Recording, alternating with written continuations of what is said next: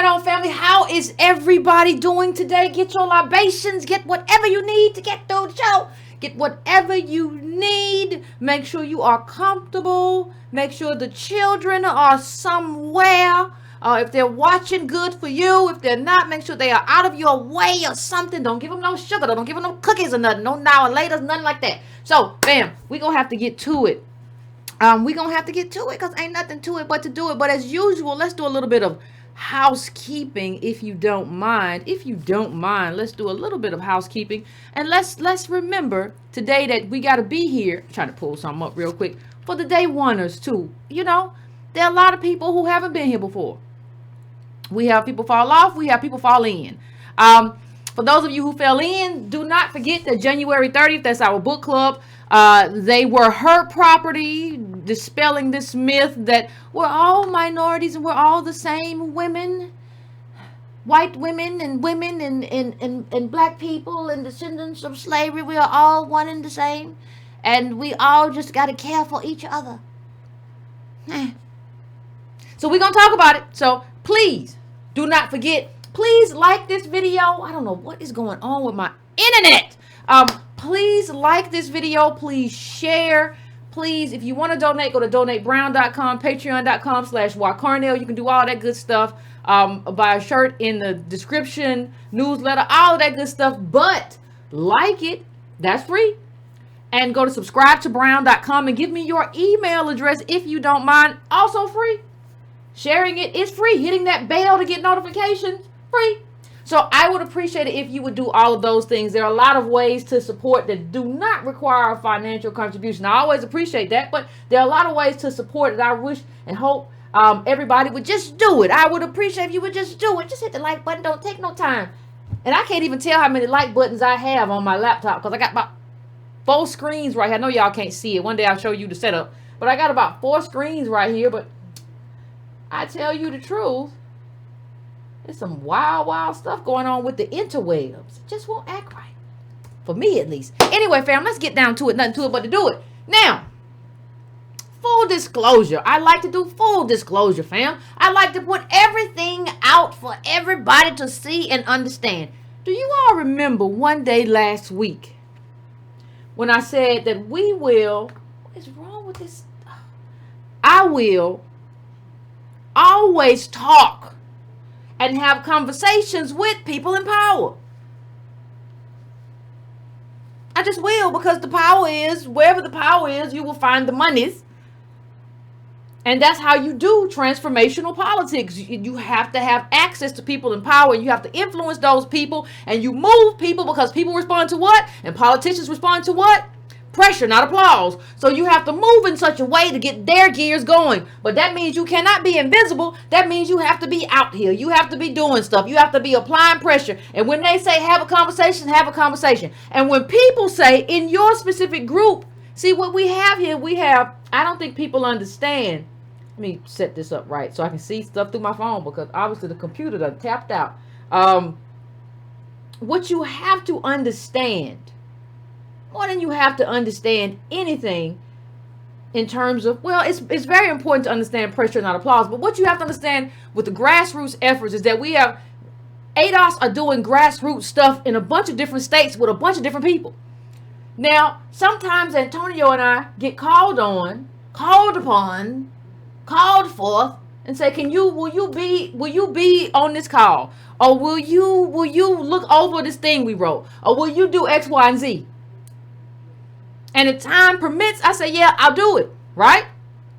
So the last thing, like probably 3 days before it happened, give or take, one of the ADOS groups in California said, we're going to have a call with somebody at the DNC. Would you mind you and Antonio being on the line? And we were on the line.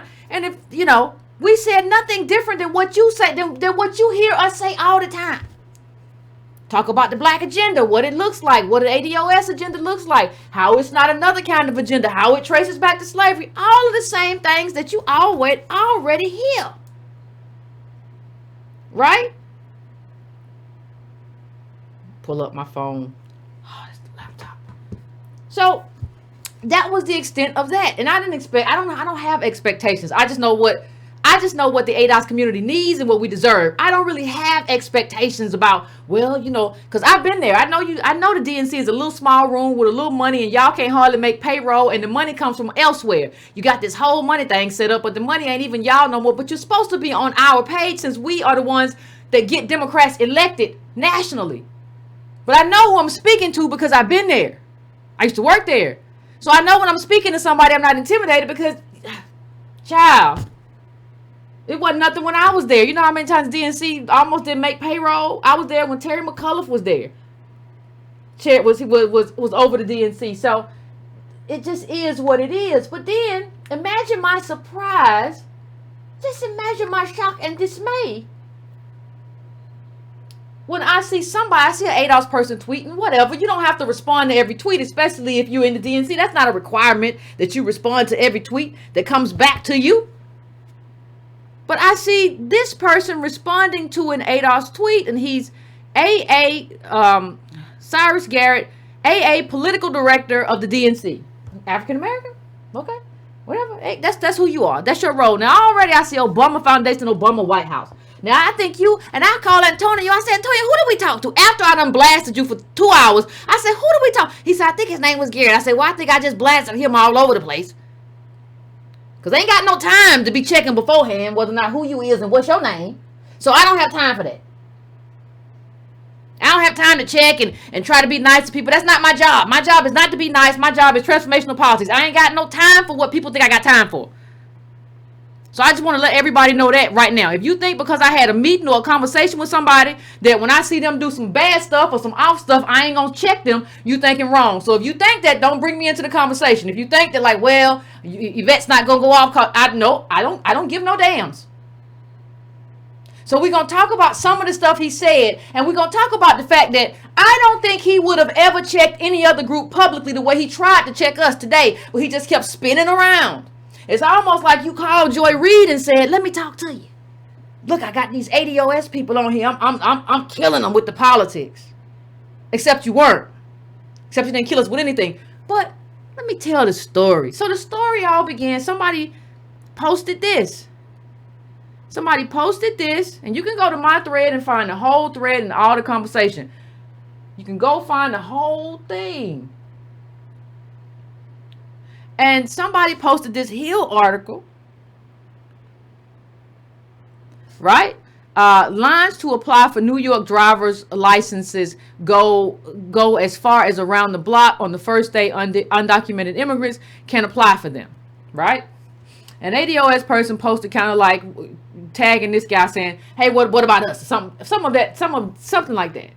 I don't remember how it went. Again, you can go see it where you see it at. It's available. It's on my Twitter timeline. You can go see it for yourself. I delete nothing. Everything is still available for your viewing pleasure. So, he comes in and he says some problematic thing, this Cyrus Garrett. This black fellow at the Democratic National, the DNC. You all know what it is. So let me just go through the stuff he said before I take too long, because that's what I do. He said, I'm reacting to your tweet. That's somebody who put up the tweet that we showed before. I am just saying that you are saying the same thing that white supremacists say about you now and back then. You sound like ADOS men are fragile and can't compete. I stand in contrast. Pay close attention, family. I stand in contrast. Pay close attention, first of all, that I is an individual descriptor. I stand in contrast. Now, I didn't bring this up, but I think this is like LeBron. So now we're sharing gifts, and I stand in contrast. Nobody care about you.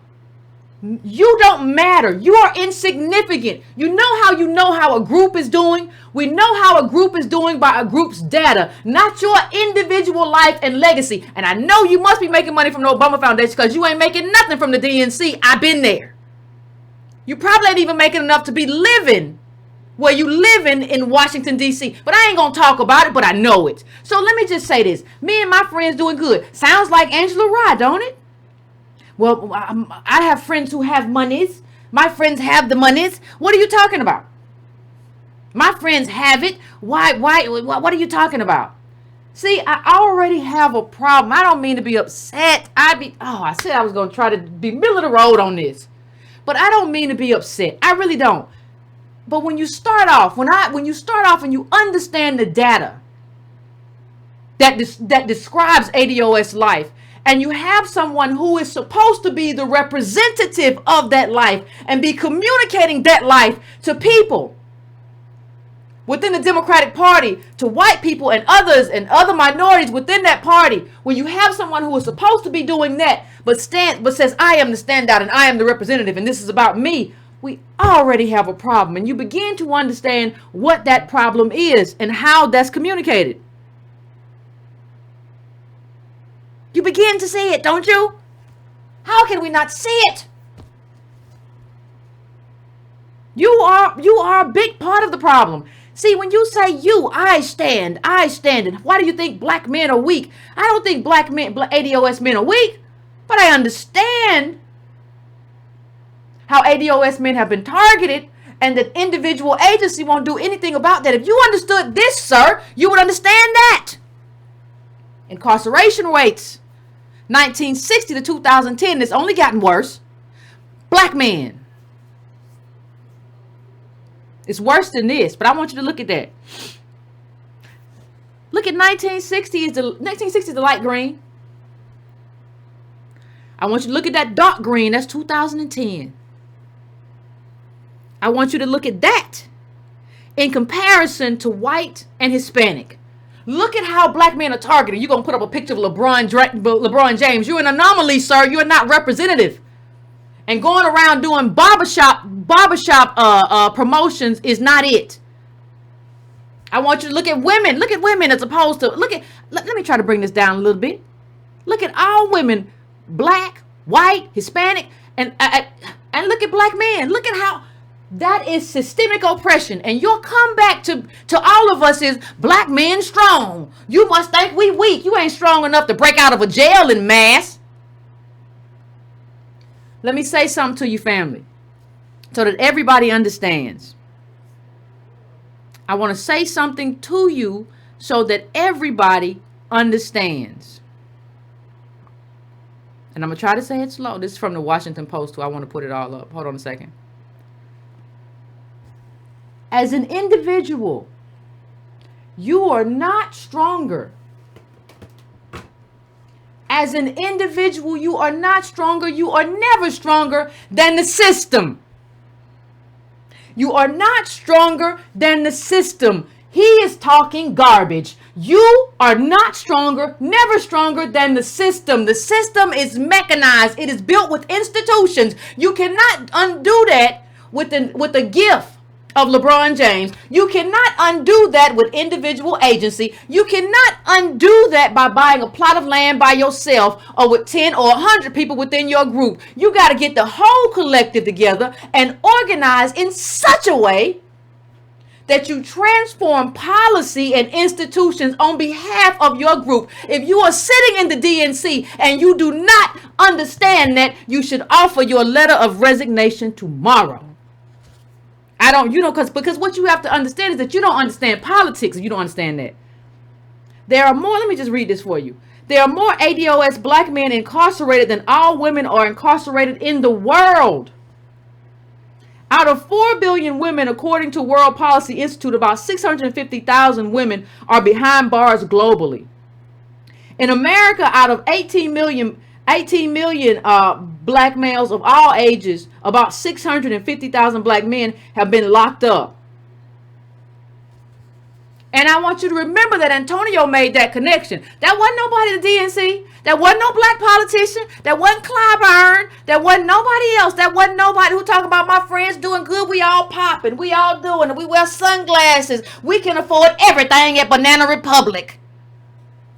So, what does that mean in terms of my life? You're there to talk about policy and you sharing gifts with me. You don't know enough. And I'm tired of saying that. And I'm tired of people who don't want to say it with me. So let me continue. I'm just going to continue. put up some other stupid stuff. My whole crew is bawling. Now this is the dude at the DNC, Cyrus Garrett. My whole crew is bawling. Oh, Jesus. What is this, like what's it, like 2006? Whatever. We just had supports in places others did not. And that is fixable for my brothers and sisters without needing to drink the supremacist Kool-Aid and mimic their games and lines about who belongs where. That's borderline incoherent. That's borderline incoherent. See, understand something. What brought him here was a criticism that somebody made about immigration policy. It's borderline. I think it's kind of, honestly, and I've said this, everybody, it's borderline anti-black to say that we're not allowed to have a range of opinions. Like if you're pro-immigration, if you believe that there should be limits set on immigration, whatever your belief is, it's borderline anti-black to say you're not allowed to have a belief that is apart and away from the Democratic Party. And it is insulting to say that if you have a belief that doesn't toe the line of the Democratic Party, then you must be a racist. How could someone say, "Oh, we're mimicking racists"? How could someone say that we are? No one has endured more, and no one has been a representative of freedom more than ADOS. So the idea that you would say because somebody who tweeted you had a belief that was different than yours, you must assign them a moniker of a white supremacist. It's deplorable.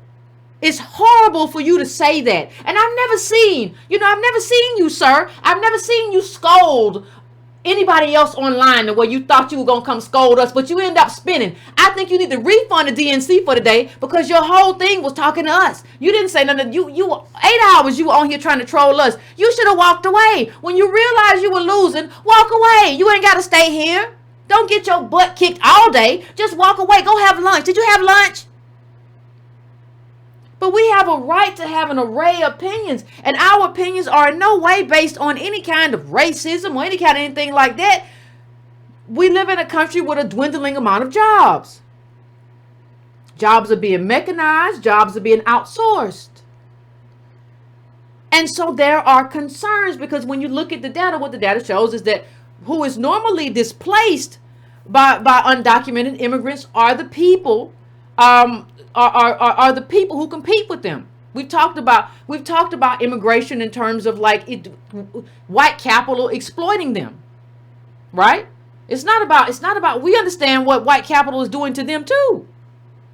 They're not being brought here for that. They're being brought here to be exploited and lower the wage floor. And there are legitimate concerns.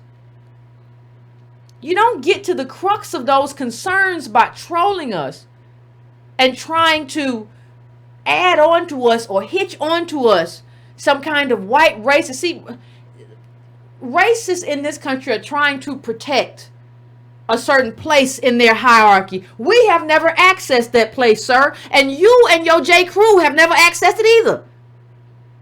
Not really. Maybe you think you have. I don't know. Don't really care about it. But you haven't really accessed it either. I don't care how many cardigans you wear, how many wingtips, how many wool caps. Won't matter.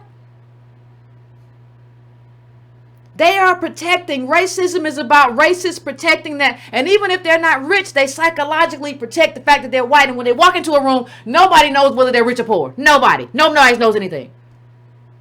So it's moronic to kind of accuse us as ADOS, descendants of slavery, who never got made whole. It's kind of stupid to accuse us of that. But let's continue. We digress. Now let me put this. It just got worse and worse as the day went on.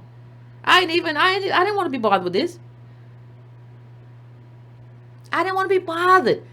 And definitely recognize, black men, that you shouldn't have to be competing with folks who just got here for jobs. That is you just becoming a cog in the American supremacist industry. The future is intellectual property and creative content, not factory or farmhand work. Can I tell you something? This man is totally out of touch with black America. You could not be more out of touch with us. And here's what I said to him in my reply. You shouldn't have to be. This is a utopian bootstrap nonsense. We live in a world that has rendered ADOS men and women bottom caste, which means extremely limited upward mobility. Of course, we're displaced by illegal immigration in the workplace. How do you not understand that? Listen, we live in a country where everything that ADOS has, or once had, and we're going to get into it, has been plundered. We're going to get into land plunder in 1 second. Part of the reason that we're fighting for jobs is because ownership was stolen from us. See, if we had ownership, and please don't tell me, please don't be dumb enough to tell me land ownership doesn't matter. It's all about creative content. But you have to crawl before you walk. And when we were crawling, everybody just kept picking us up and dropping us again. Like, you can't walk. We're not going to let you walk. No. Well, give me 40 acres and a mule. Yeah, I'm going to do that. But now I'm going to give it back to the Confederates. Well, let me have my land here. Yeah, I'm going to do that. But then we're going to take it back. And then the USD, in the agriculture department, we're going to discriminate. And then, like, recently, we're going to give you seeds that don't work. All of that.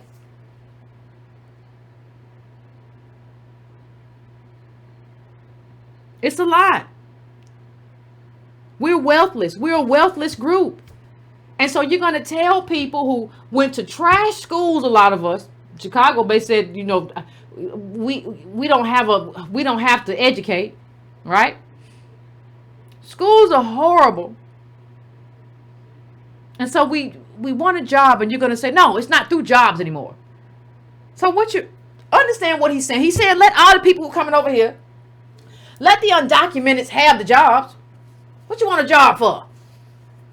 You got a job, Negro. Ain't you at a job right now? You ain't making no money through content. You ain't making no money through what you say money's going to be made for in the future. You making money at a job. And other people want a job. And as citizens, we should have first dibs on a, wait for it, job.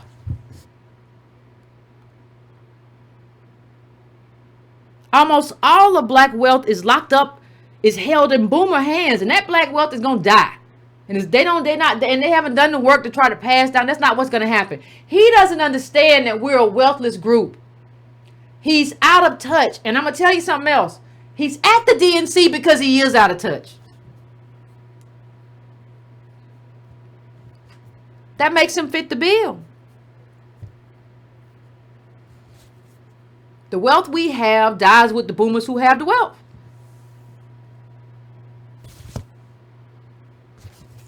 What are you going to do about that? I'm trying to figure out what everybody's going to do about it. What is everybody going to do?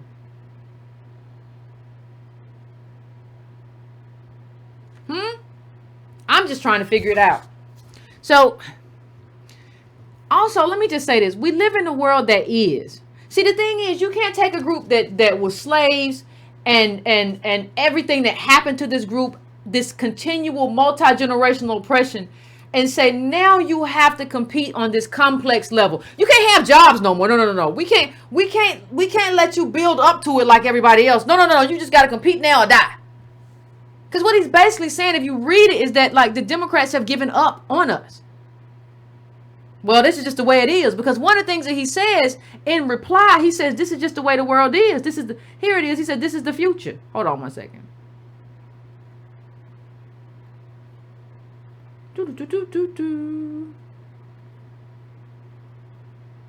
Hold on. Bear with me. Okay. Y'all always I talked to this Negro one time. Who's worried? Ain't nobody worried about you, Cyrus. Y'all always worried about being credible. When did we tell you that we worried about being credible? When did I say that? Who said that? Credible to who? You? You're not nobody. God, these people get these jobs and y'all always, Negro, you worry about being credible to Democrats. They gonna send you out to dry. Donna Brazile worked for Democrats. How long got sent out to dry? You gonna get sent out to pasture too, Cyrus. Don't nobody care about you over there. Well, let me get back to it. Oh, he gets on my nerves. So arrogant for no reason, no competency, no knowledge, no nothing. Y'all always worried about being credible, but then present half and non-credible pathways to achieving your goal. You cannot give me one example where you type of, oh, Negro, right. God damn. Where you type of strategy has worked for the black community. Not one. We lose when we disengage. Oh, you jibber jabber Negro. Okay. And here's what I said. We haven't disengaged from anything. And we haven't. People have been telling us you should disengage. We haven't disengaged. We're here. We're right here. We haven't disengaged from anything, but we require terms of solidarity that actually elevate ADOS economically. We're not helped by pro-immigration policies. It's a non-starter. It's unfortunate how lost you are in this thread. You know, one of the things that I'm very thankful for in my life is having worked on Capitol Hill, because you can't intimidate me and pretend like you somebody that you're not, or that you're a powerful person. I know what your office looks like, and it's trash. It's a little stuffy thing, unless they changed the building. But last time I checked, it was the same. And the last time I was at the DNC, nobody got less attention than the person who was trying to head up African American outreach. You just walk around real busy all the time. At least you got a cardigan on. At least you got wingtips. You got double monks? What you got?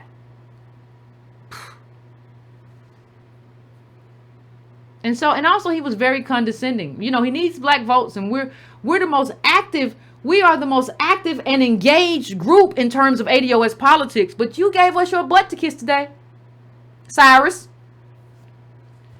And he was talking to somebody. He called him an audio book guy. And it was a good point that the guy made. I don't think I clipped that part. No, let me see. No. Don't know what the point is you're making. My point was, he was talking about Martin Luther King. King was a coalition builder. That is why he was successful. He died. He was assassinated. Hush.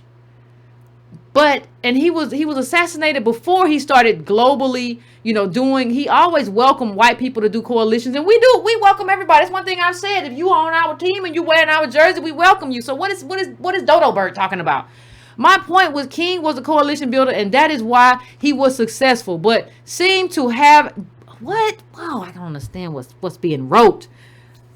My point was, King was a coalition builder, and that is why he was successful, but seemed to have an answer for that other than King wanted. Negro, hush. I can't even read what I shouldn't even clip that because it don't make no sense.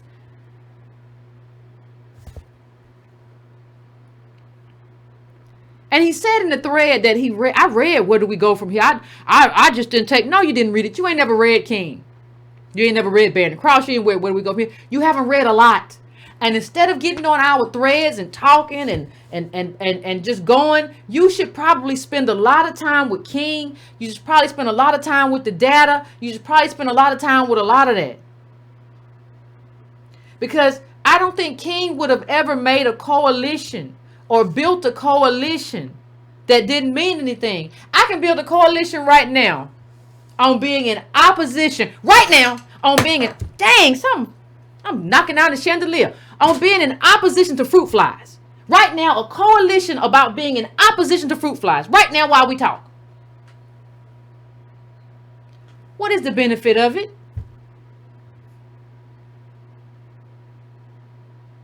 If I do that coalition, what is the benefit? You see, coalitions have to have terms of solidarity. Coalitioning for the sake of coalitioning don't mean nothing. Sorry.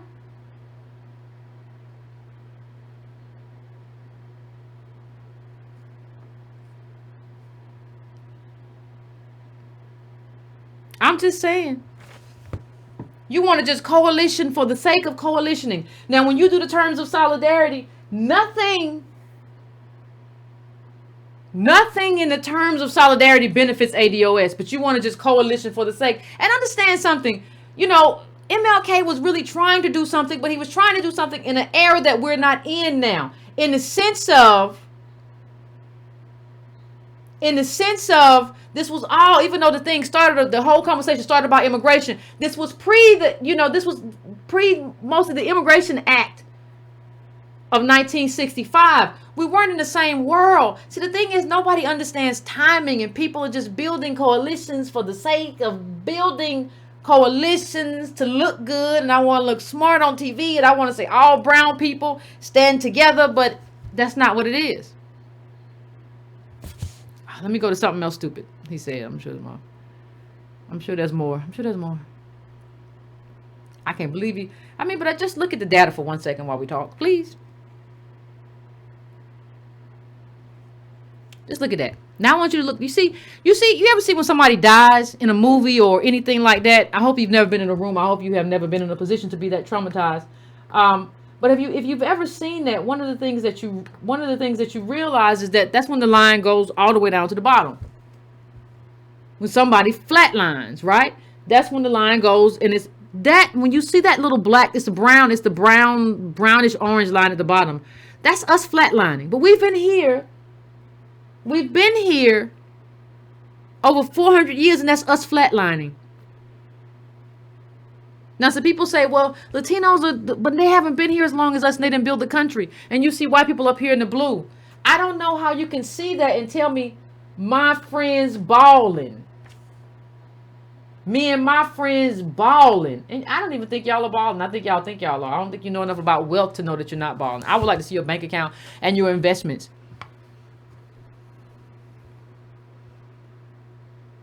And when he saw this right here, this is what he said. He said when he saw this, the undocumented immigrants in New York getting a driver's license, he said, you see, the future of the world is coming. I am training my son for all of it. Can't cling to the idea that we can fight back time. He's telling you that we're not doing nothing you're saying.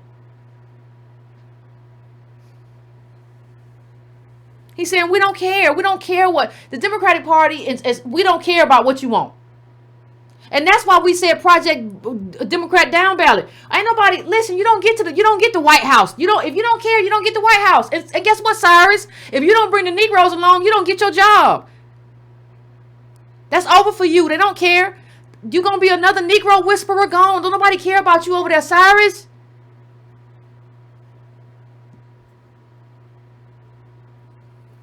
Only thing, and understand what we're saying isn't anything radical. We're saying citizenship should matter, especially since ADOS haven't been able to access it.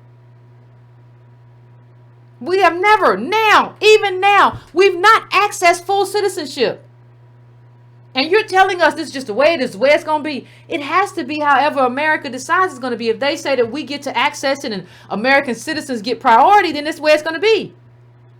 But you're not there to set policy, are you, Cyrus? You're just there to bring us along. You're there to make us be the mule and put some more packages on our back. Well, we're not doing that anymore, though.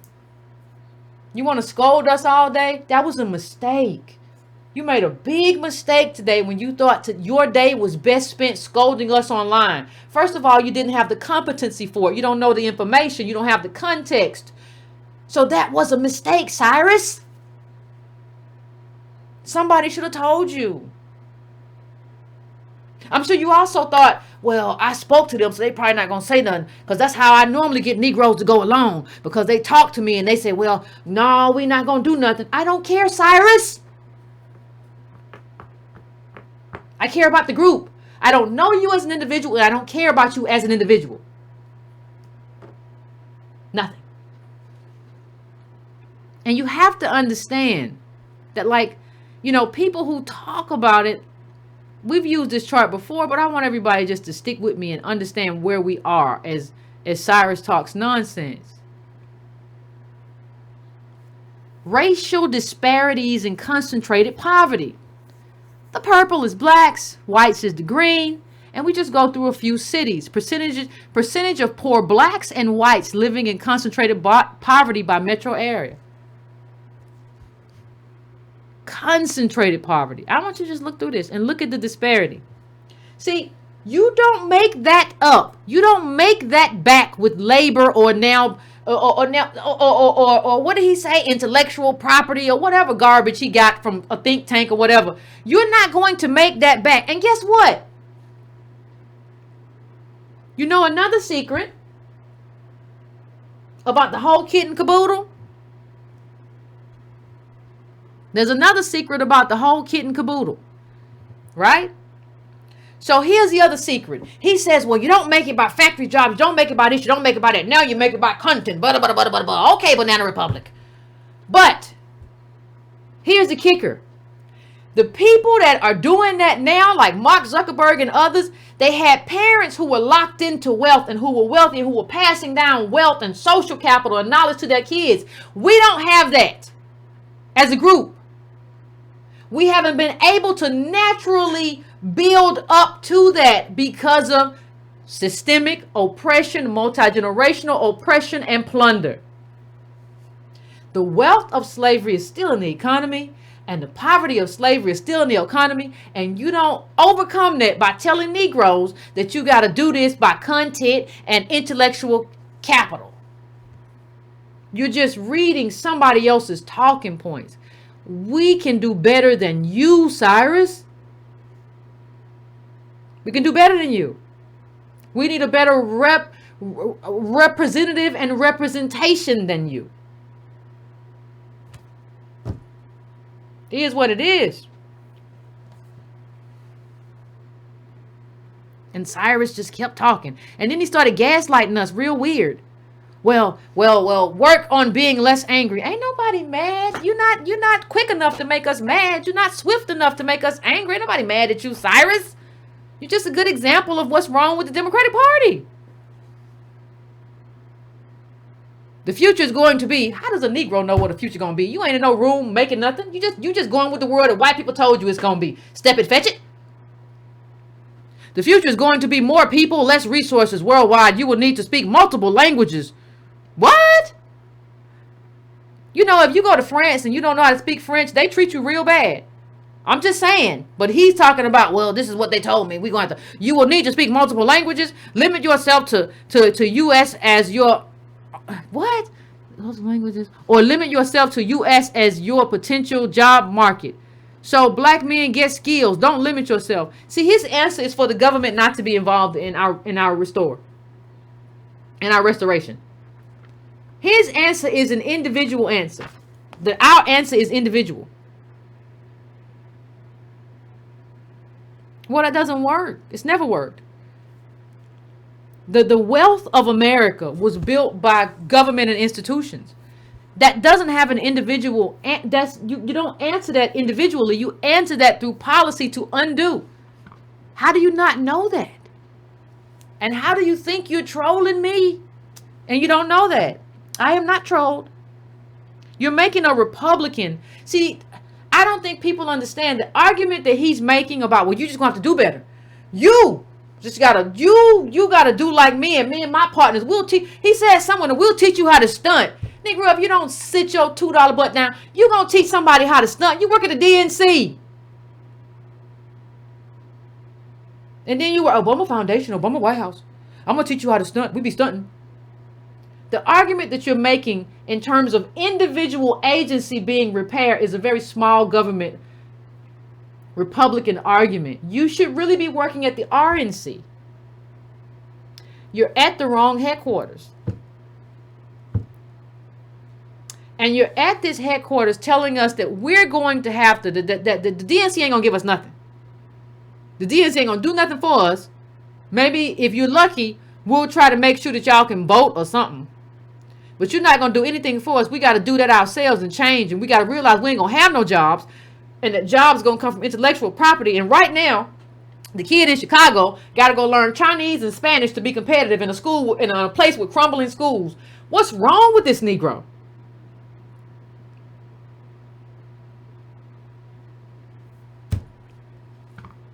I tell you, that's why I don't even buy cardigans no more. I can't even deal with them. I can't deal with cardigans because people who wear them, black people who, I like them, but it's just too much. It's something happens when people can wear double monk shoes and stuff. They start feeling themselves. Just look at this chart for a second for me. Income distribution of black households. This is 2010 to 2012. And understand, any chart you see right now that's outdated has only gotten worse. It has not gotten better. Percentage of on the left you see total household income. On the right you see total percentage of black households. Less than 12,500. What do you see that? 2101. Remember, that's percentage of black households. 12,500 to 37,499. You see 36.67. That's the biggest block. Please understand that. 37,500 to 62,499. 19.19. I want to go all the way down though, because you see the number. You see how we go from 19 to 11 to 4. So you see the whole block. The biggest block that you see is where? From 37, from 12, from that less than 12,500 to 37,499. That's a big block. Add up 21 and 37. But let's start going all the way down, right? Everybody doing good. Everybody balling. Well, what is your definition of balling? Because even 62,500 to 87,499. 87,499 is 11.47. Remember, percentage of black households. That's not much. 87 to 112. That's only 4%.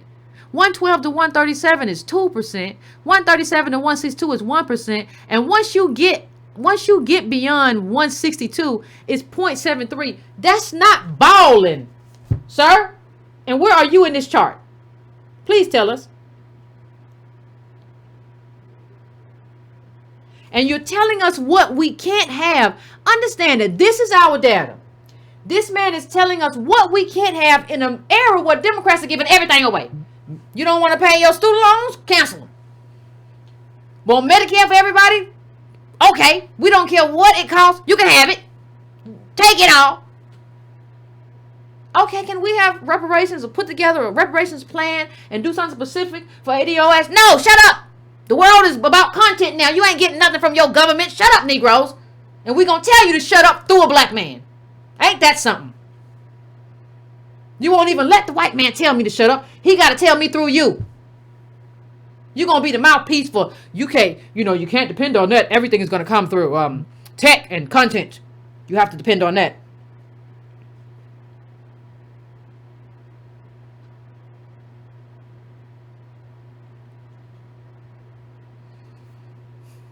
And when you're looking at this chart, I want you to understand something.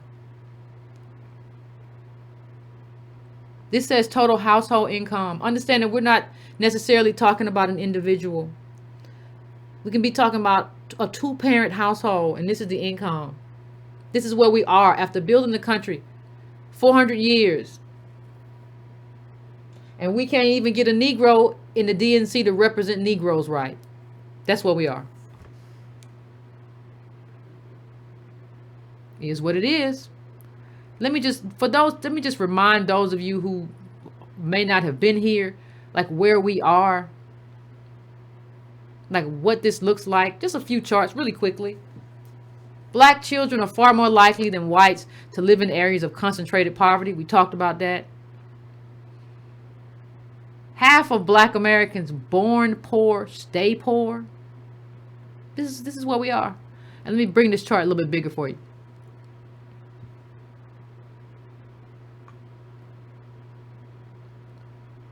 Hold on, let me pull it up. See the black bottom quintile and the white bottom quintile? 51 versus 23. I want you to just take that in for me.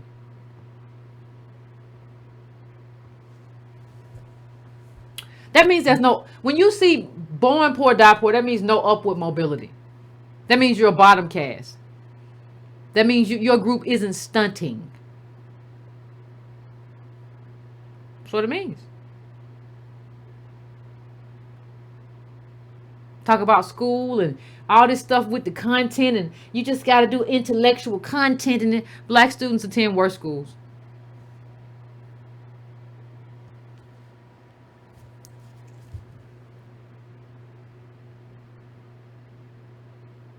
Worse schools. What happens? What do you think happens with those schools? What do you think those outcomes are? Do you think that you get those good intellectual property outcomes and content outcomes without investing in the schools that black people go to? Without making black people whole? How do you think that?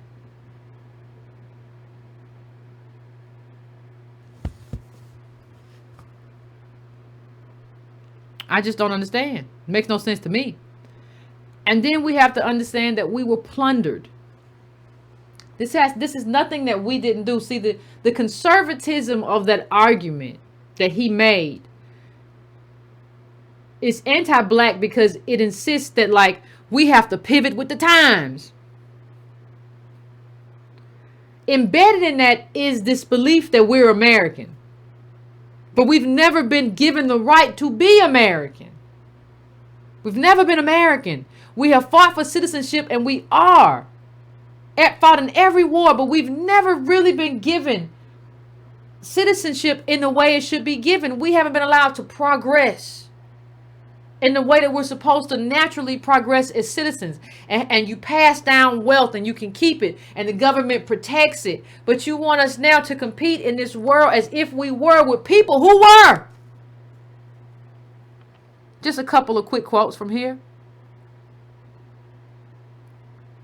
about black landowners in the South, and particularly in the Delta, is distinct and was propelled not only by economic change, but also white racism and local white power, a war waged that dispossessed 98% of black agricultural landowners in America.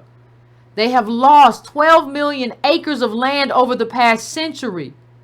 But even that statement falsely cosigns the losses to long ago history. In fact, the losses mostly occurred within living memory from the 1950s onward. And quickly, let me revert back to a different article. This article, really quick. Between 1910 and 1997, African Americans lost about 90% of their farmland. This problem is a major contributor to the racial wealth gap. The median wealth among black families is about a tenth of that of white families. Now, as reparations have become a subject of national debate thanks to ADOS, the issue of black land loss is receiving renewed attention. A group of economists and statisticians recently calculated that since 1910, black families have been stripped of hundreds of billions of dollars because of lost land. Nathan Rosenberg, a lawyer and a researcher in the group, told me, if you want to understand wealth inequality in this country, you have to understand black land loss. You have to understand black land loss. If you don't, I don't know how you speak for black people. Let's go back to this article really quick, and then we'll go to the cause. But let's go back to here really quick. In 1900, according to historian James C. Cobb, black landowners in Tunica County, this is Mississippi we're talking about, outnumbered white ones 3-1. According to the U.S. Department of Agriculture, there were 25,000 black farm operators in 1910, an increase of 20% from 1900. Black farmland in Mississippi totaled 2.2 million acres in 1910, some 14% of all black-owned agriculture land in the country, and the most of any state. That was Mississippi. But the foothold was never secure. From the beginning, even the most enterprising black landowners found themselves fighting a war of attrition, often fraught with legal obstacles that made passing title to future generations difficult. Bolin Luke was one of the few black Democratic politicians in the Delta during the Reconstruction. Most black politicians at the time were Republicans. Was enslaved and managed to buy a 200-acre farm from his former overseer, as the historian James C. Willis has documented in his 2000 book, Forgotten Time.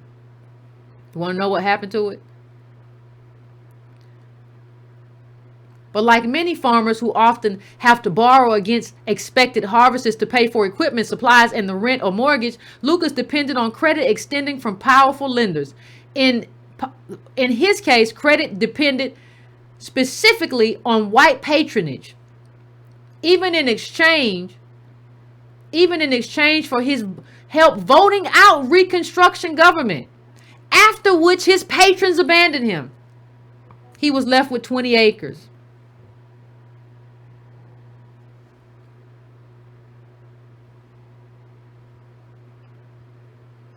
In Humphreys County, Louis Spearman avoided the pitfalls of white patronage by buying less valuable wooded tracts and grazing cattle there as he moved into cotton. But when cotton crashed in 1880, Spearman over his head in debt crashed with it. See, this is why I have problems with some of the people that I'm over time. This is why I have a problem with some of the people that you all like. Because they always say, well, blacks should have and blacks never did. We did everything. We did everything. Your government is supposed to protect you from plunder and all of that. We did everything we could do.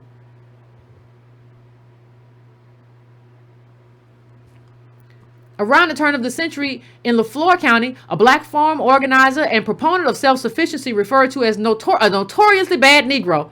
Ain't that something to be called? You are a notoriously bad Negro. That's probably what I'm called. You are a notoriously bad Negro.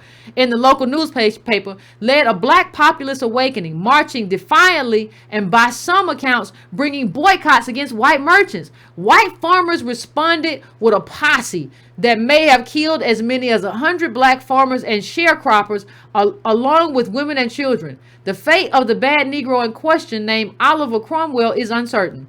Sources say he escaped to Jackson and went into anonymity. See, when your country and your government can murder you, there's really nothing you can do.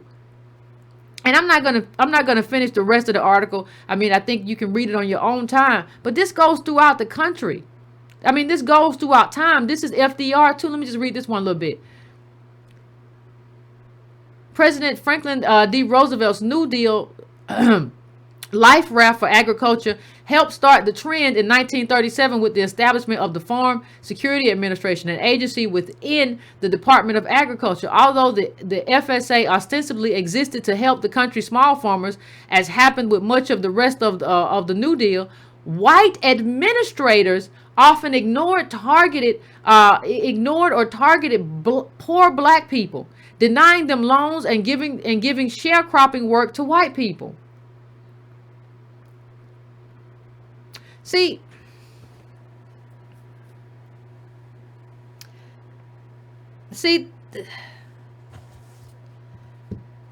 I don't understand how people don't see. The thing is about this guy Cyrus is that he doesn't understand race in America, and this sort of thing happens.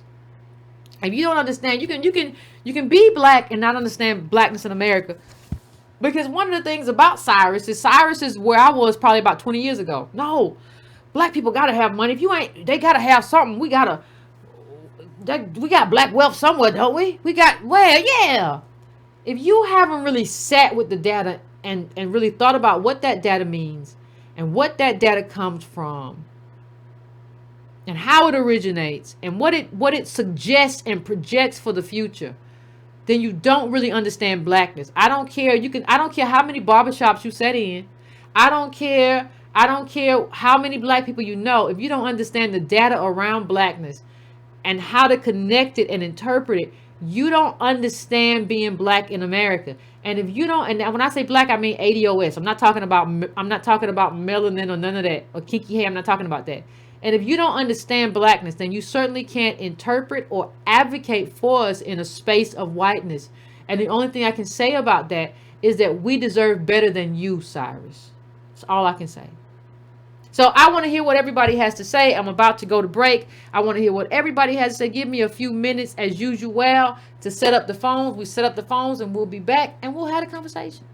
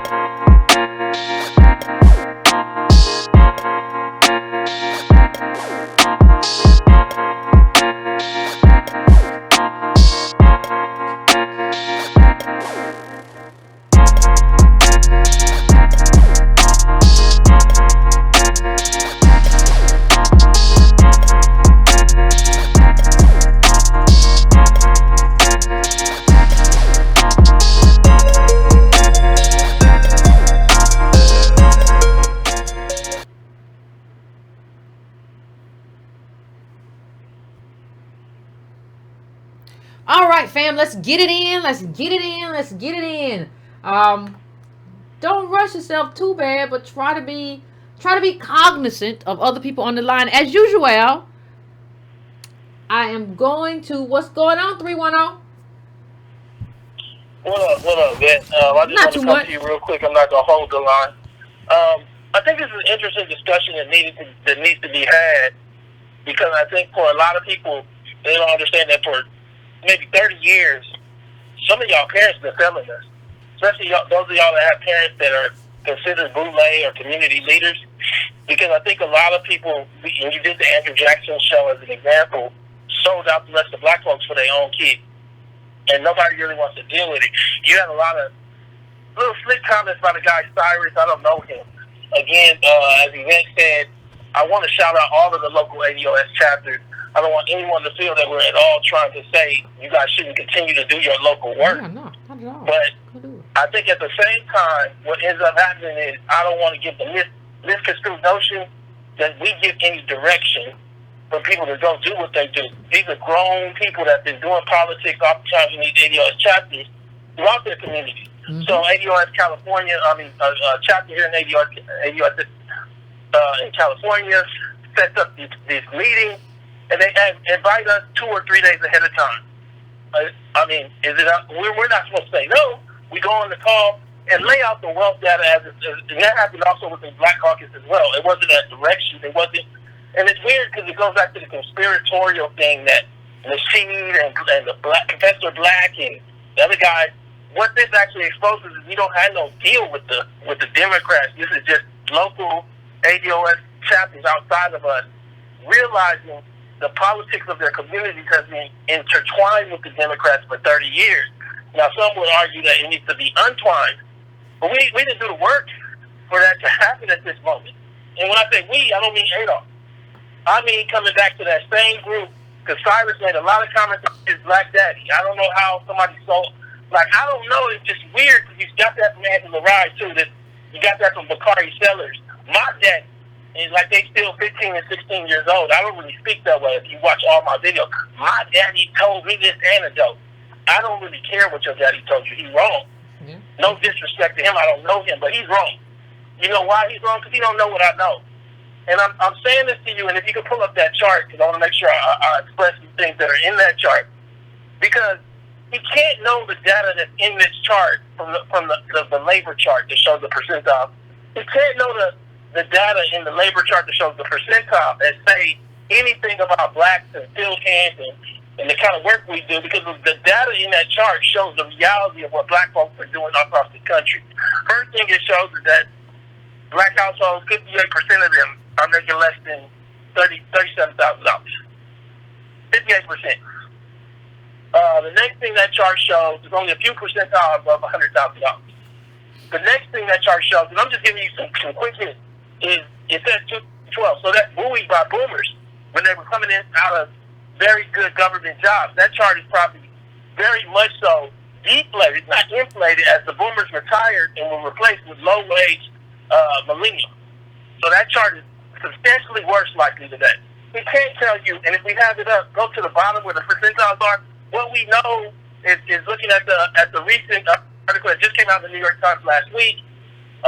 What we know looking at the admission numbers at Harvard, what we know looking at the numbers at tech companies, is that pretty much black success in America is black immigrants. Let me say, black boomers and black immigrants. Black millennial ADOS have been knocked out. So you can't tell you that probably a third, if not a half, of these few percentile of blacks making more than $100,000 are black immigrants. Can't tell you that, right? Your daddy can't tell you none of that. But you're supposed to speak for us. He made a really slick comment, and I noticed he doesn't. A lot of these men don't deal with me straight on. I noticed. I don't know what it is. I don't know what it is. But he said, I've been doing the work, and you guys are using data from somebody else. 9 times out of 10, if it's Adolf people, what they're anchoring themselves in is articles that I've done, Yvette quoted, or that's coming from government data. I don't know what he was talking about, and I don't know if he knows what he was talking about. But what I know is that 4 white families have more rural land than all of Black America combined. And you know how I know it? Because I pulled the USDA data, and I put it right next to Ted Turner's land ownership, and I made an analysis. I know that when you look at Black America, that we have 20 million families, and maybe 340,000 have more than $1.2 million. Nobody's ever shown that before. No economy. Part of the problem right now, again, largely is that our PhDs that are speaking for us are social scientists. Dr. Tommy Curry pointed this out before. They're not hard economists. Everybody decided they didn't want to do economic work. They want to talk about sister girl black feminism. They want to talk about, a lot of U.S. Dyson, Glaude, even our good friend Cornel West, all of them are religious PhDs, if I'm not wrong. Even when you look at Claude Anderson, not a hard economist. And so what you end up with is this whole thing where when you're not a hard economist, the economics that Garrett talks about get lost to you.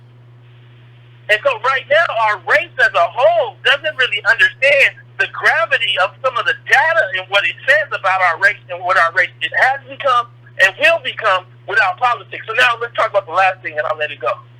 So people say, well, then why are y'all saying vote down ballot Democrat? I just want to explain the first thing is the way they're trying to kill this group is by calling it right wing. So we're trying to first refute the imagery of us being right wing when the right wing has nothing to do with our politics. No, none. Now the second thing is this is important. A lot of y'all that say that are not ready to do the politics it takes to vote down ballot without guidance. What do I mean? If we were to say free down ballot, that means you and your grandmama, you and your auntie got to sit down with the pamphlet and read everything. Now, the odd thing about it, but we know it looking at where black folks live, we know that black folks live throughout the South and the Midwest. We know one of the worst states for black folks to live is what? Wisconsin, right? Half the neighborhoods, the black neighborhoods were prisons when we look at the racial.net. The reason why I bring these things up is because fundamentally in these deep red states, what you find is that there's a polarization where the Democrat down ballot is talking about programs that your grandmama and I need to get to the retirement home, whereas the Republican is talking about, fuck your grandmama, damn your grandmama, excuse my language. I'm saying to you, at the end of the day, those politics are things that you got to look at. I've continuously said this. I didn't vote for the DA here, and she's a Democrat, the district attorney in Los Angeles. You have the right to look at that ballot and go a different way. What we're saying is that 9 times out of 10, because of what you need, you in your house, that the liberal policies of what that Democrat is talking about in that red state most likely will help you more than the Republicans. But you can shift this up. But in addition, what we're saying is that we are demanding the Democrats deliver a black agenda and reparations for the same reason that we're demanding that the country give us reparations. What do you mean, Tone? And I'll leave it at this. When we say we want reparations, what's it for, Yvette? It's for work that we did. Well, the same thing goes for this party. It isn't just about this election. It's about election 676, where we voted 90% for this party. We built this party. Now, I'm not saying that the party is going to deliver, but I am saying that we need to make our demands. Now, as we get closer to the election, if they don't meet those demands, then that's a whole nother shift. But I don't think that we understand that this thing has been jumbled, has been messed up. This guy Cyrus represents that. This is awful what he said, because really what it is, what he said at the end of the day is quasi-Republican. It's highly conservative. It's small government. He's telling black folks that we go with small government while in an era of Medicare for all and free college. That's just borderline ignorance. I'll just leave it at that. Tone came with that fire tonight. As always, thank you, Tone, for calling in. As always, I appreciate it. And let me just say this. I think part of what Antonio was saying, too, was, you have a lot of people like No Face and other people who kind of just say, well, bump the Democrats. And I totally get all of that. But, like, what you have to do is you have to, to kind of break down what Antonio was saying, if that's what you're going to do, right? And you're saying that there's a Democratic program and it picks up your grandmama to take her to a doctor's appointment. You have to make time out of your day to say, you know what, bump these Democrats. I'm going to figure out a way to take my grandmother to her doctor's appointment myself. You have to take the place of whatever that abdication is going to be, and that's fine. But you have to figure out what that is. So if this becomes a red state or a red state legislator, and it's not, then okay, what is my role in my family because of what may be missing? See, I'm not even telling you like, oh, you can't do XYZ, but you have to take responsibility not only for what you do, but for what you don't do. Right? And so it's easy to say what you're not going to do and what you don't care about if you're sitting in a $2 million house, kind of making money off GoFundMe's. It's easy then to say, well, I don't do it, and I don't do it, and I ain't studying it. But if you have someone in your life, in your family who is benefiting from these programs, you have to be responsible and say, okay, these Democrats have not given us enough to have transformational politics. They haven't. And you're right, they haven't. Especially on a national level. Absolutely right. But if there is some kind of program or money that flows through that, first you got to figure out where the money comes from. Then you got to figure out, okay, how do I fill that hole? Because somebody in my family, somebody I care about is going to have that hole. How do I fill that hole? And that's being active in your own political life. You don't just say, I'm not going to vote, and then when grandmama got, what happened? They canceled. Oh, man, that's messed up. I can't believe grandmama got to go through that. Y'all all right down there? I'm going to call and check on you. No. Active. So let me go to the next call. I am going to 214. What's your name? Where you calling from? What's on your mind? Hey, Yvette, Sharon from Texas. Hey, what's going on? I hate to have to follow, nothing much. I hate to have to follow tone, though, but I just wanted to call in and say, you hit the nail on the head when you said that guy was out of touch. Yeah. And that, he's still in politics. He's not even in politics 102 right now because he's not anchored in any data. Because I think that chart that you showed that showed the distribution of youth, how our young people are 35% in the bottom or something like that, and then you had the white kids who were spread out. Basically, it just showed that the young people are not, he may be in the top 10%, but the majority is at the bottom. And he's supposed to be advocating for those people at the bottom, and he's not. He's basically only advocating for the people that was at the top 10%. And I'm just thinking about future generations. Yeah. So he was referencing his son and everything, but he's not looking out for the majority of the black people if he's supposed to be speaking for them. And something else he mentioned. Basically, he referred back to Dr. King, and I'm so glad you made us read that book, or not made us, but encouraged us to read that book, because you saw what King's vision was, but you saw how even today, I think King's approach would have changed based on where we are today, because we tried everything some of the things that King said we should do. We tried it. We worked hard. We did all those things, but we're still not where we should be. And so I really appreciate that what we get it wrong about the racial wealth gap, that, there's certain things that just some of the basic fundamentals that this guy, Cyrus Garrett, needs to go back and read and get up to speed with, to be in touch with that whole, with the entire black population, those at the top 10% and those that are down, that are way, way down at the bottom, which makes up the majority of the people, because that top 10% is going to disappear very soon. And his son, he thinks going to have a future, won't have a future because he's not going to have any comrades to have his back when he gets to those corporate jobs that he thinks his son is going to get to. So that's really sad. And I think it was that youth chart you had where it was like blue, and it showed like the black kids 35%, then it was like 10% and 8%, like we were way at the bottom, and then on the other side it was the white kids, and they were basically an even distribution among where they are as far as wealth and property. So anyway, but I won't take up much of your time. I just want to say thank you for everything you do. Thank you. and I got a feeling that that chart. That's the chart that floored me.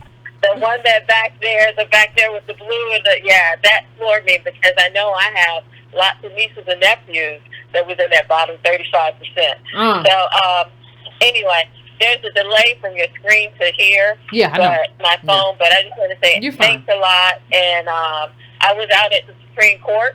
Ah, yay! And and I was there. I hate I didn't make it to the conference, but I'll try to be there next year. Oh, fam. Hey, get there when you get there. We appreciate it. Thank you so much, fam. Thank you so much, fam, for calling in. I appreciate it. And then one of the things I want to point out about King, in terms of coalitioning, there's a difference between coalitioning for the sake of coalitioning but King was always focused on like black people. Like that was his focus, right? And even in terms of how he was building coalitions, the white people who came into his coalition were the people who wanted the same stuff that he wanted. So like, we're going to coalition with you here because this is what is happening to black people is wrong. Same as abolitionists. He didn't go into the world until late in his life. And he did that partly because like all of the money and stuff that we need for reparations and everything else is being spent on American adventures abroad. Now, we can debate whether or not that was good or not, but one of the things that we can't debate is King put his people first. I don't see Cyrus doing that at the DNC, right? He put his people first, and he tried to build coalitions in a way that was beneficial to his people. Like, I don't see, like, how do you even talk about yourself and King? King wouldn't have just coalitioned for the sake of coalitioning. That's not what it was about. So I'm going to the next call. I'm going to 702. 702, what's your name? Where you calling from? What's on your mind? 702? Hold on 1 second. Let me take you off speakerphone, Miss Garner. Hold on. One sec. Hello? Yep. Hello? Go. Okay. Yeah. I did not know who this Cyrus Garrett clown was before today, and now that I know him, now that I know about him, I think he's made a horrible mistake as far as the way he's debuted to the rest of the public, certainly to ADOS people. Yeah. I followed the tweet. I followed all of his tweeting back and forth between you and him, and I kept thinking to myself, wait, is he auditioning to be a Rush Limbaugh sidekick or something? I could not believe the things that were coming out of his mouth. I mean, it really did sound like some sort of neocon. Above and beyond that, the future is not his, and he's certainly on the wrong track. But we need examples out there like him as well. Very briefly, my family had almost 1,000 acres in South Carolina back in the early 20th century, and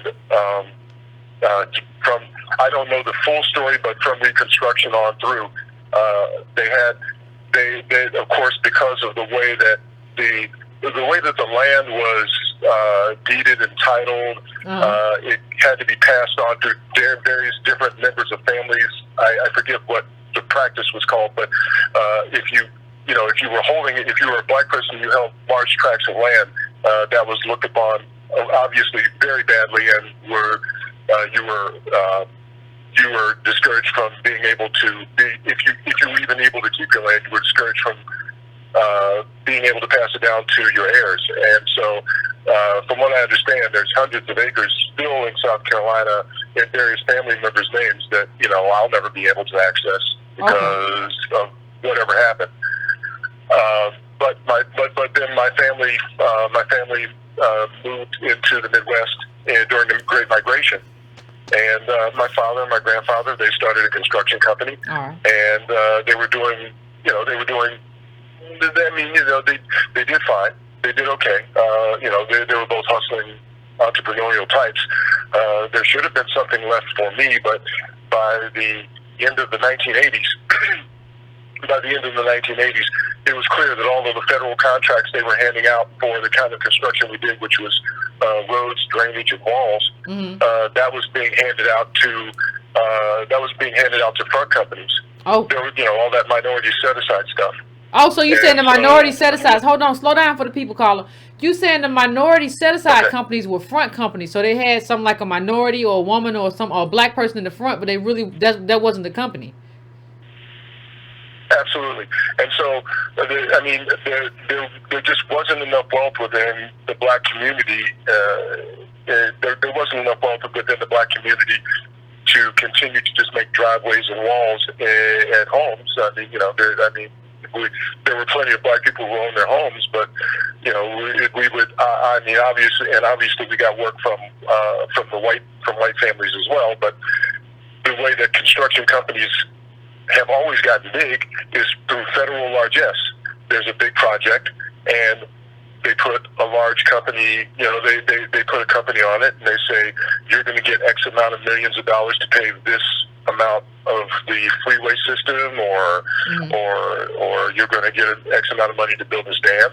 Okay. And, so winners were picked, and none of them were black, and certainly not my family. Okay. So the business died out.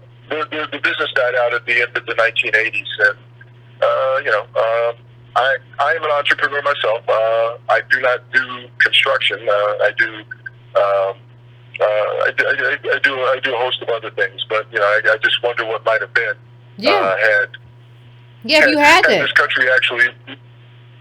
I'm sorry, miss. No, I was just saying, like, what it would have been if you have what you're supposed to have and you were able to leverage that in terms of, like, how big you could be now. Because everything is about scale, right? And so if you have that inheritance, then you can scale at a level that you can't scale right now. That's what you think about. What they call it, heirs property or something like that. Yeah, you can't scale like that. The way that things have happened in my adult life is that I've had brushes with affluence, depending on whatever project I'm into. I make a little money, make enough, or sometimes I'm just flat on my back. But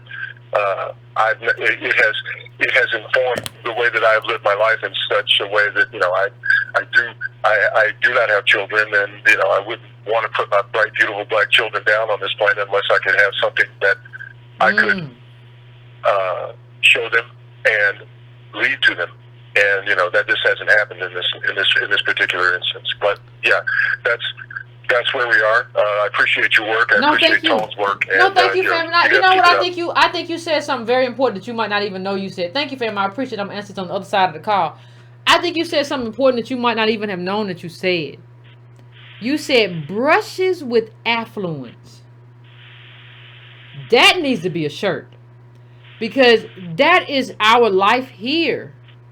In a sense of, not only do we have brushes with affluence in terms of like what we kind of get close to but get snatched away, and what we thought it was going to be, and the opportunity it wasn't, but like we see it in white life, right? So our whole ADOS existence to a certain extent is like brushes with affluence. Like that would be a great shirt, and and don't even say ADOS on the bottom. Just like you have to, if you see that shirt with somebody else wearing it, you just know what that means. Yeah, that's what it is. Brushes with affluence. Let me write that down. But anyway, let me go to the next call.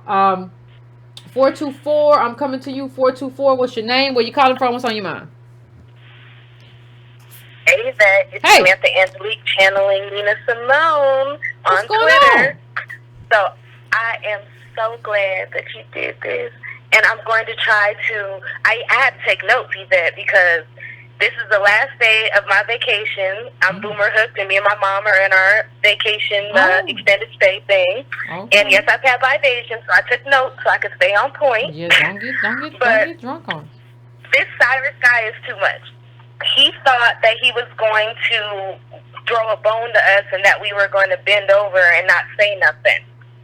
So first, when he said he didn't read, Where Do We Go From Here? And then he said, the part where you put the audiobook thing, he was saying he was an audiobook guy. And then I went in and said, well, it's available on Audible. It's a great read. You should read it. And then from there, that's when he said, I've read it. I don't agree with the analysis of the book. So that was the thing there. And again, let me pause you real quick, fam. The reason you know he didn't read it though is because it wasn't an analysis of the book. Like King said what I said he said verbatim. It wasn't an analysis or an interpretation. King said that in his own words. Too many people are talking about King and what King wanted who have never read King. But go on, fam. No, you're right. You were so right. I said I was waiting for this all day. I was on fire, like on fire. So thank you. Okay, so sorry, I'm on my notes because I want to be precise because I know other people probably feel how I feel. And then we already touched on this, but again, I'm tired of people using King. It's 6 years later, and we're pretending like nothing has changed on the ground. We didn't have data. We didn't know what we know now.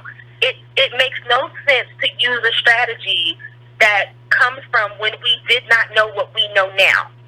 That part drives me crazy. And then when he was talking about building coalitions, you dropped in a tweet showing where you were building coalitions. And then after that, I dropped in a tweet of where I did a reparations presentation to my class, which was 99% Latino, and had the Latinos in my picture, and my teacher, who was Latino, asked me to do the presentation because I've been talking about ADOS the whole time, and she was interested in what we were doing. So good for him. When I posted that, and when sorry, what did you say? No, I said good for him. I said good for him. That's good that he was wanted you to yeah. Yeah. So when I posted that photo, and when you posted that, I noticed that he gave us no response. Mm-hmm. So you're talking about we're not trying to build coalitions, but when we say no, we are, but we're doing it the right way. Like Irene used to say, like Irene says, I believe in integration, but I don't believe in doing it on my knees. But he had nothing to say to us. Yeah. When we were being here and we were trying to have honest conversations. So I know some people may feel a certain kind of way with Don for addressing him, but my question is, were we just supposed to sit here and let him just not sit here and be reckless? And even, yes, she did tag him in it, but still, he could have approached it differently. He didn't have to be reckless and be disrespectful the way that he was. Not even that, fam. The thing is, like, you don't have to respond. Like, I get tagged in, like, at least 95% of the stuff I get tagged in, I don't respond to it. You don't have to respond at all. Like, you can just say, well, I'm not dealing with this. I don't want to be bothered with it. You don't have to respond at all. You don't have to respond. He responded because he wanted to drag us, and he thought he could do that through her. See, it's not just about her. It's about him, too. Like, he could have just said, I'm not bothering with this. I tweet all the time. He never said nothing to me. Right? He don't talk to me. You did this for a very specific reason, and you think that we don't know exactly why you did it and why you chose that particular lens to come into the conversation. You thought you could use that lens to paint us as MAGA and anti and xenophobic or whatever, and it didn't work out for you. You were fighting all day, and you got sent back on your heels, and you had to run for cover. That's what happened to you. But you thought something very different would happen, and that's why you didn't ignore that tweet, and that's why you kept going all day. That was very important. No, it was, and like I said, just for me as a person, like I literally was sitting back watching this happen, but I was like, okay, we agreed there's a ceasefire. And then you jumped in, and I was like, yes, now I can have my moment. Like, we can get him. See, like, don't, so, I didn't have nothing about no, I don't know nothing about no ceasefire. Ain't nobody told me nothing about that. And see, the thing is, for me, like, don't jump into the tweet. Just let her, if she say something and it's wild and you don't want to be bothered, just leave it alone. Just say, I ain't got to. Like, it's not like I said the tweet. It's not like Antonio said the tweet. You don't gotta address it. You don't have to address it at all. You can go about your day. You don't have to do it. But see, the only reason I came in is because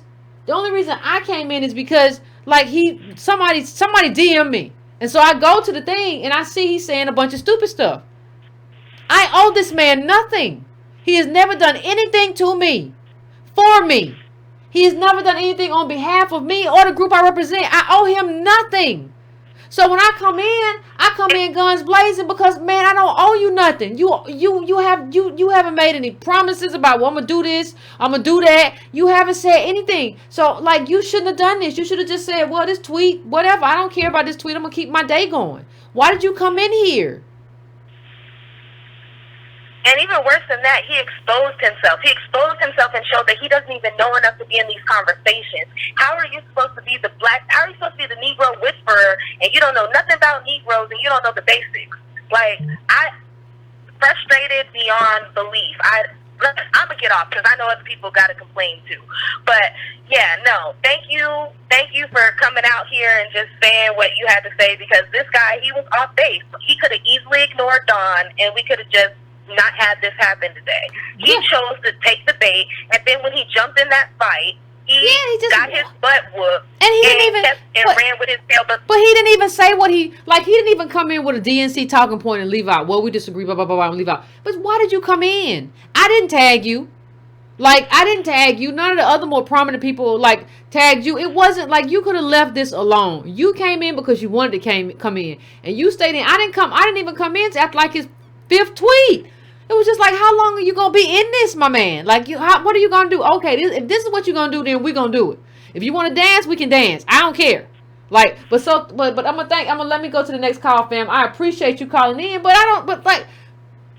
why did you even come in? Why did you even come into that conversation? You didn't have to. You could have went about your day. But if I come in, I'm Yosemite Sam. I come in gun blazing. This is what I do. You should have just left it alone. I got too many people in my DM now saying that this man is saying, Yvette, he's not just countering her. He's on some bootstrap stuff. Yvette, who is this guy? He don't know what he talking about. Yvette, this man's ignorant about all of the data. You got to say something. I'm like, yeah, this is real wild what he's saying. I don't care who he's talking to. I would have left it alone if y'all were just going back and forth. Not my business. You tag the man, you deal with it. But then when you come in, you realize, God, all this is real ignorant. He won't leave it alone. He won't let it go. You realize, okay, I'm going to come in and, we're going to Yosemite Sam it up.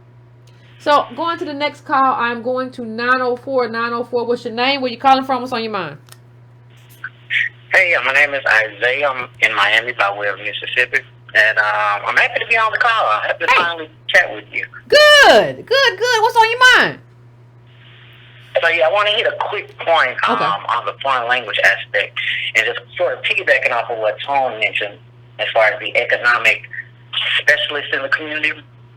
So, I'm a supply chain manager, but the way I got there was through foreign language in a big way. So, I studied foreign language in college. Okay. And, he mentioned that in the future people will need to be bilingual, etc. But I don't really agree with him on that, because there's no real out there, if that makes sense. Because you're still just rubbing elbows with people who have the same ideologies. So the experience is the same, just in another language. Okay. But I think he's saying like what I hear people in California say, right? I hear a lot of people in LA say, if I want to work somewhere, they're going to say I got to be bilingual. And so that kind of boxes ADOS out. So that's my next point. Okay. I agree. So that's my next point. The thing is, I think as ADOS, we need to really begin to think about the concept of linguistic discrimination, because that's what's happening. Now, in the linguistics community, we do understand linguistic discrimination, but it's not a mainstream idea.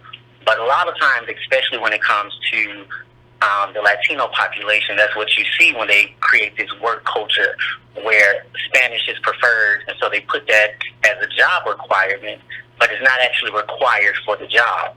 When me as a person, that's ADOS, and I know where I'm from, I don't understand why English is not prioritized in the same way, or we should put funds into education so that the population is totally bilingual if we're going to take that approach. But we need to definitely think about the concept of linguistic discrimination, because it's happening. Yeah. And I've experienced it. My language is Chinese, and it happens, in that community as well. So there's no real protection through foreign language. It is. So you saying wait a minute? Hold on, fam. You saying there's no protection? So you saying that there could still be discrimination even though you speak Chinese? Of course. Because when you learn a foreign language as ADOS, you have to realize you're now competing with those native speakers. And people don't usually think about that. And, we're in a unique position because we live in a multicultural country. So there are plenty of native speakers here naturally anyway. Yeah. So you have to compete here as well as with the people who are trying to come in.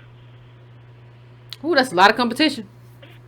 Exactly. And you know what he said? I mean, there are practical aspects to it. Yeah. It helps for individual business and things like that. And you do meet good people.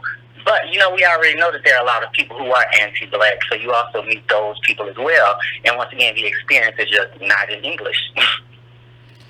Whew.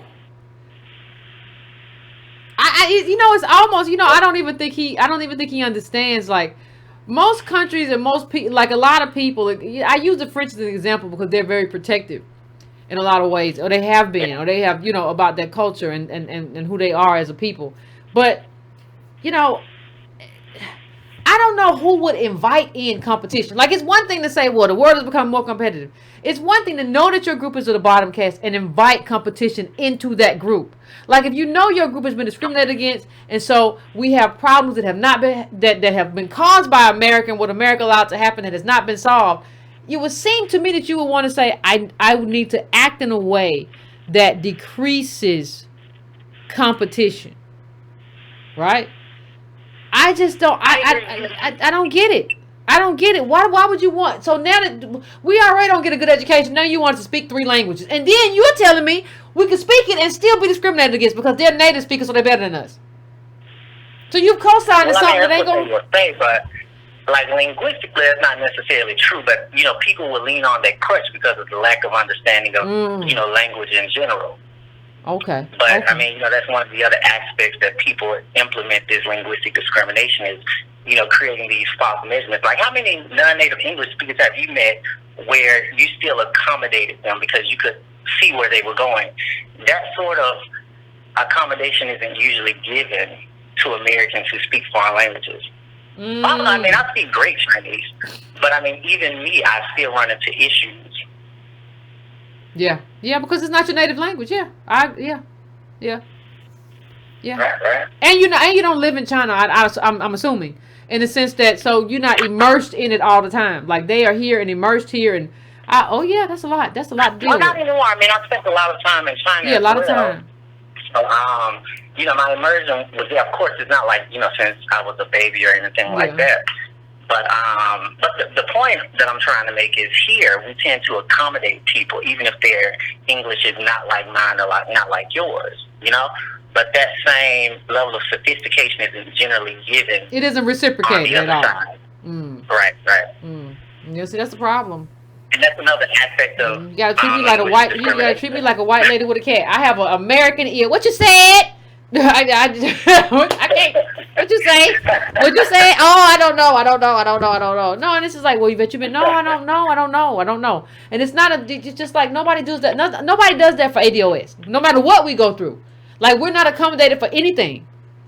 It's not. You're right about language, but it's anything. Well, I got arrested by the police and he was discriminating. Oh, you always making excuses. Nobody accommodates us for anything, but we are the most accommodating people. I agree. Thank you, fam. I just want to let people know foreign language will not change your black experience. Say that again. Foreign language will not change your black experience. It won't change your black experience. Ooh-wee. It'll enhance it, but it won't change it. You won't be non-ADOS and just go be able to sell content or whatever he said, but just because you're not, you can speak Chinese. Come on. Right. He said, right. Thank you, fam. I appreciate it. That was an interesting call. Woo-wee. Anyway, I'm going to 504. 504, what's your name? Where you calling from? What's on your mind? Hey, Yvette, it's Irving, New Orleans. Look, during the discussion, I'm just combing through his guy's through his profile, and it says that he's an Obama Foundation alum. Yeah. And I'm looking at I went to the Obama Foundation alum.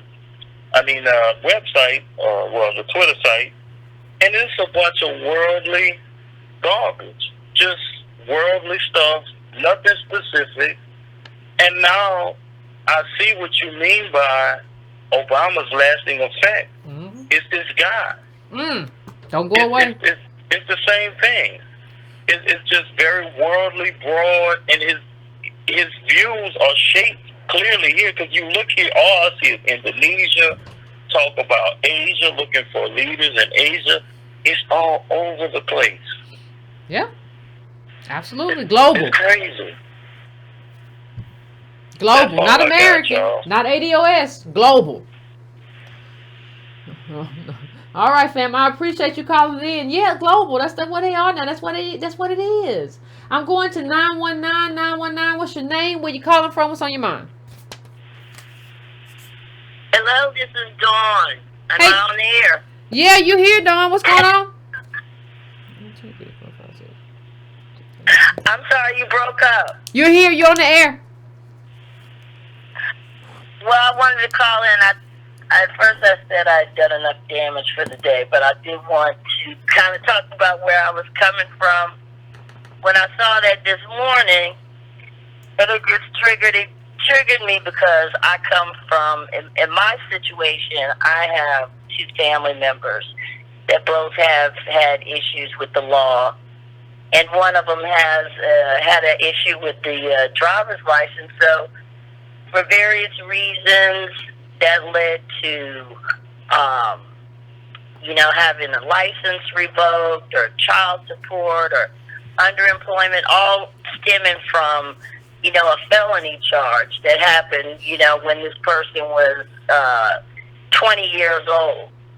But this has impacted his entire life, and something as simple as a driver's license is keeping him from making a decent living because, of all of the red tape surrounding the penalties and the fees and just et cetera, et cetera. And so, like I said, when I saw that, and it's just like, here's a concern that we have in the black community. And this is an example, and this represents a lot of things. It's not the people in the line.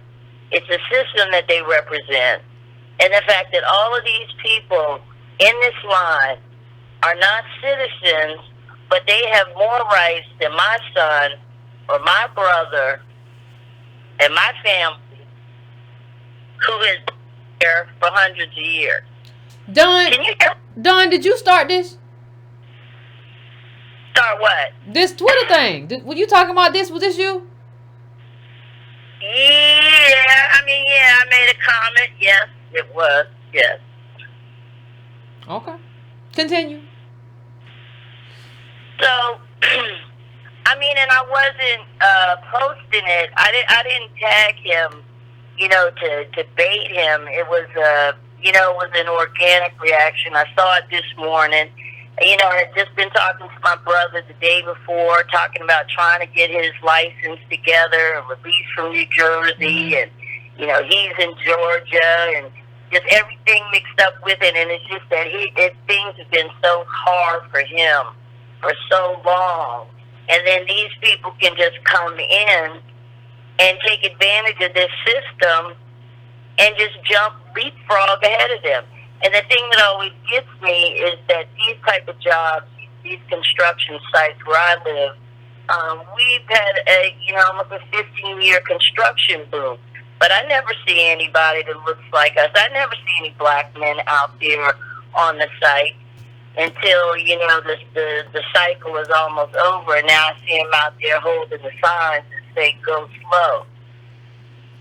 But these people that are working out there, to lift a brick and, clean bricks, et cetera, those are jobs that a black man could get, with a felony. But yet he can't get this job because he can't speak Spanish. The foremans on the site speak Spanish. But let me hire Spanish people. I got you. But let me ask you a question. Why did you include the guy from the DNC from that tweet? In that tweet about the people who were getting the licenses, was there a specific reason that you included him in that tweet? I included him in that tweet because immigration is an issue that ADOS should be concerned with because it has a direct negative economic impact on our community. So if he is someone who is supposed to be concerned with what the issues are of the constituency, of the electorate whose vote that they want. I said, here is the current event. This is happening now. Here's DNC. This is how this impacts us in everyday life. This is an example. It's not vitriol. It's not hyperbole. It's here. All of these people who have a license, they will ultimately be able to vote. And if not them, their children who are ultimately born in here will be able to vote. And again, those people, in some instances can vote ahead of my son, who won't be able to vote until 2021, until after the presidential election. So I'm just saying, when I look at the rights, the relativity of rights, I look at the lowest, the person at the lowest point in our society. And to me, that's a black man with a felony record. And so I look at, as we treat the black man in our society, that shows the type of society that. All right, I think the call went out a little bit. I think the call went out, but I want to thank you for calling in, Don. But let me just make something clear wherever you all are. One of the things that we've had a problem with, or I have heard that there has been a problem with, and it happened. There was another event where it happened. What was the event where it happened? Gosh, it's coming to me. Try to coordinate with other, where possible, where possible, try to coordinate with other ADOS where possible. It's not always possible, and I'm not condemning anyone. I'm not criticizing anyone. I see a lot of people saying, well, we were trying to go. I don't know. I can't be everywhere. I can't do everything. I come to where I'm called, but y'all try to coordinate where you can. Let's try to be like one fist and not, we already had one split amongst one group. Let's try to be cohesive as we can be. But I understand exactly what she's saying. I understand exactly what she's saying. I got a son, he can't vote, and y'all, if you done took everything. He got his thing, child support, and I can't do whatever. Yeah, makes sense. Yeah, just let's try to coordinate what we can. Okay. I'm going to take another call, and then that's going to be it. I am going. Where am I going? Let me see. 469. 469, I'm coming to you. What is your name? Where you calling from? And what is on your mind? Hey, Yvette. My name is Troy. I'm calling from Dallas. Can you hear me clearly? I can hear you fine. Okay. I just wanted to be real quick. This about Obama and the book Road Dreams from My Father. When that book came out, that was pretty much like my introduction to him. Mm-hmm. And as a young black man, I was in college at the time, getting ready to vote for my first term. He really kind of made a clear distinction that he was different from African Americans in there. In the book, he told a story. And of course, growing up in Hawaii was not like growing up on mainland America. He was able to, partake in drugs and all kinds of different things that he felt like he would have gotten in trouble for. In America, he would aspire to be what he at the time. But he said there was a young African American that he met on the island, and he just made a clear distinction about how he was always lying and jiving and telling stories, fantastic stories and different stuff. And I know it was a subtle reference in the book, but it was just him making a clear distinction that he was different from African American. It kind of just, I voted for him anyway, but it kind of hurt my feelings basically, because I'm thinking this is somebody I could align with, but he just made a clear distinction with that little story. Yeah, I'm not you, you're not me. Yeah. And that's basically all I wanted to add. Okay. No problem, fam. No problem. I appreciate it. I think Obama kept doing it. I think Obama kept making clear distinctions. I'm not those people, and those people are not me. And so I think he kept doing that, because I think that's kind of what's required in terms of, like, if I want to access whiteness, right? I have to kind of reject African Americanness or wag my finger. And when the Morehouse men are graduating, ain't no excuses. Don't do that little Negro stuff you normally do and shuck and jive and try to dodge work. No, these are Negroes who are graduating from college. They're not trying to dodge anything. That's why they're here. They've overcome more than you, Obama, to be here in this space, and you're supposed to celebrate it, not kind of berate them. But that's neither here nor there. Fam, I just want to say, as we come to the end of the show, I just want to, bring one point home in sense of you have to understand who we are and what we're demanding, right? And I just want to make it clear that the only thing that we're demanding is what we deserve. Everybody keeps trying to make this into some type of outlandish, what are you thinking? What are you doing? You must be crazy.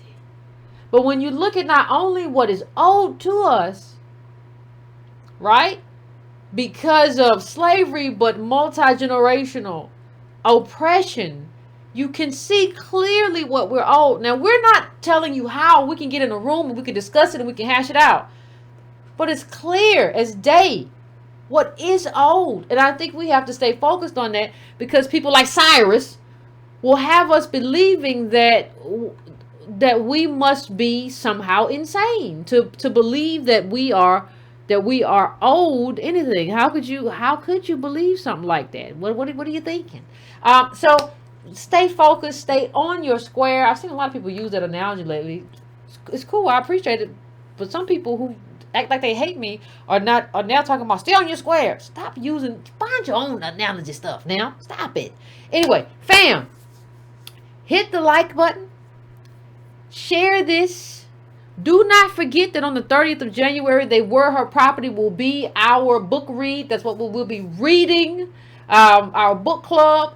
You got plenty of time. That's the last Thursday in January. You have plenty of time to get it and so we can have the conversation. Plenty of time to borrow it from somebody who already read it, because I gave out this book a while ago. So plenty of time for all sorts of stuff. If you want to donate, go to donatebrown.com, patreon.com/ycornell. You can do all of that good stuff. ADOS merch is in the description. All of that stuff you can do. You can also hit that like button. Like I said again, I want to keep saying that. Please hit that bell if you have not, subscribed to get notifications. Go to subscribe to Brown, subscribe.tobrown.com. I just collect your email address. I rarely ever use it. So please do that as well. And until next time, fam, until we are back, stay on your square. All right, fam.